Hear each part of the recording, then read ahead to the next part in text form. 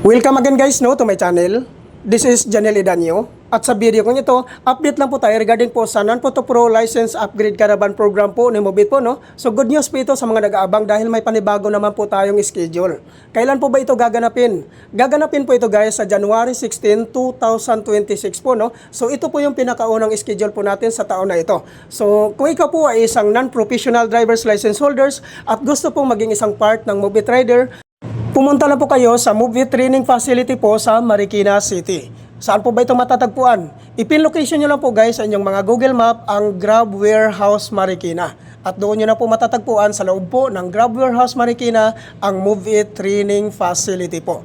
At ang kagandahan po dito guys, no, pag once ma-activate ka po dito, ay maabil mo po ang 2,000 activation bonus po ni Mobit. So napakaganda po nito guys dahil kakapasok pa lang po dito sa Mobit ay makaka-receive ka po ng 2,000 activation bonus po dito. So ano po ba ang mga requirements na kailangan po nating i-prepare before po tayo pumunta sa Mobit Training Facility po? Ang number 1 po na requirements dito guys, which is yung existing non-professional driver's license, 6 month and above ang validity.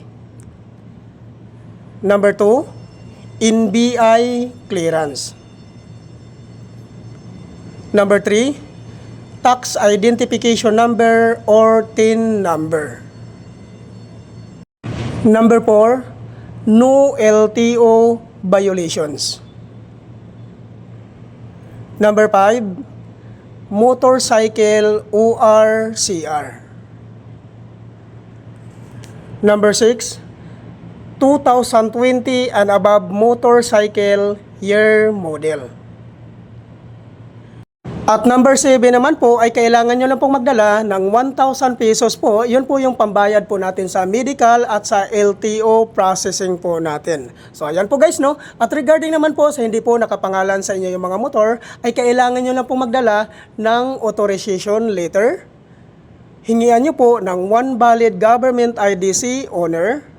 Ipotocopy nyo po at papirmahin nyo po ng 3 beses. At tungkol naman po doon sa mga sikanhan po na pagkabili ng kanilang mga motor, ay kailangan nyo lang pong magdala ng deed of sale. Kailangan po guys ay nakanotarize po yon. So yan po lahat ang mga requirements po na kailangan po nating i-prepare before po tayo pumunta sa Mobit Training Facility po. Take note lang po guys, limited slot lang po ito. 400 applicants lang po ang tinatanggap po dito. Kaya po kung ikaw po ay isang non-professional driver's license holders at gusto pong i-upgrade ang inyong license to professional, sumali na po kayo sa programa na ito. Huwag nyo na pong sayangin ang pagkakataon na ito guys dahil po by schedule lang po ito. Sana po guys nakakatulong po ito ang update ko na to sa inyo. Thank you for watching.